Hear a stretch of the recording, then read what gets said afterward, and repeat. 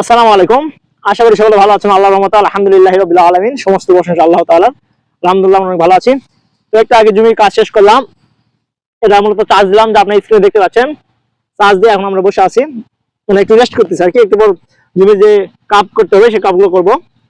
তো যাই হোক, কিছু কথা না বললেই না, কৃষি কাজকে আমরা অনেক খারাপ ভাবে দেখি।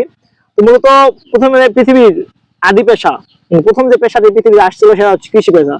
আপনি হয়তো বলতে পারেন যে আপনি ভাই আপনি কৃষি কাজ করেন জন্য কৃষি কাজ পক্ষে নিচ্ছেন। আসলে ব্যাপারটা এমন না। আমি একজন শিক্ষিত ছেলে, পড়াশোনা করি, তাইলে আমি জব করতে পারি। কিন্তু আমি কেন কৃষি পেশায় আসলাম?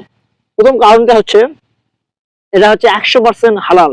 বর্তমান যুগে আপনি চাইলেই একটা হালাল পেশা চুজ করতে পারবেন না। এটা খুবই টাফ হয়ে যাবে আপনার জন্য।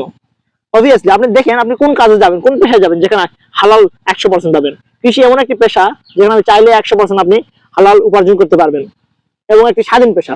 আসলে মুসলমান জাতি হয়েছে কি বর্তমান যুগে, আগে তো ভালো ছিল, এখন হয়েছে কি বর্তমান যুগে আমাদের ইতিহাস পড়ে বুঝতে পারি।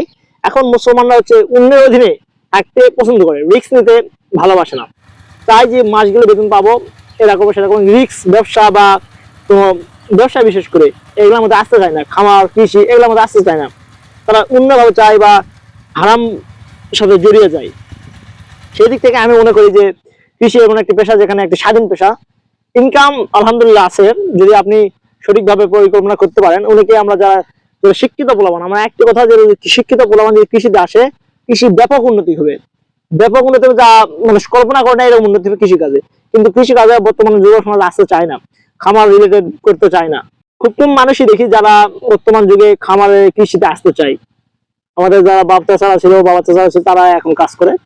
তো মূলত আমি মনে করি যে এই পেশাটাতে আসলে আপনি পরকালটা যে আছে বর্তমান যুগে, আপনি গ্রামে থাকবেন, আপনি কাজ করবেন, 5 ওয়াক্ত নামাজ পড়বেন, এবং এইভাবে হালাল একটি উপার্জন করবেন। ইনশাল্লাহ আমার মনে হয় এটা অনেক ভালো হবে।